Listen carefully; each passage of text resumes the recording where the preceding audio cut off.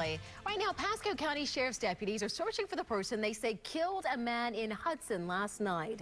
In a news conference a short time ago, Pasco Sheriff Nocco told us the victim may have brought the trouble on himself. The victim was found at a home on Bear Claw Loop that's just east of US 19 and north of State Road 52. Our Laura Harris has been at the scene since early this morning. She joins us now with the newest developments. Good afternoon, Laura.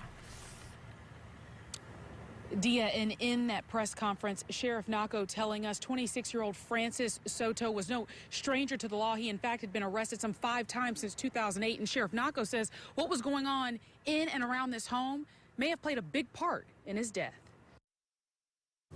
Mr. Soto, he's a high probability victim. Pasco County Sheriff Nocco says 26-year-old Francis Soto was no innocent victim. In fact, his day-to-day activities ultimately proved deadly.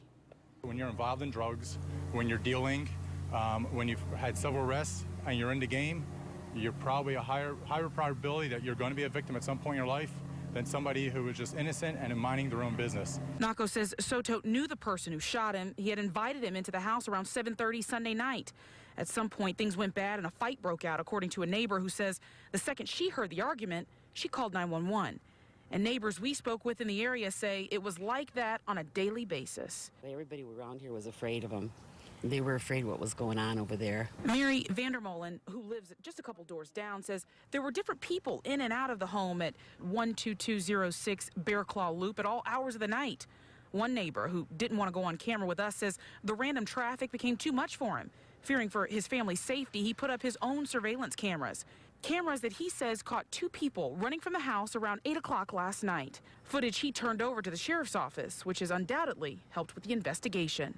We're hopefully by this afternoon get some more information out about the suspect.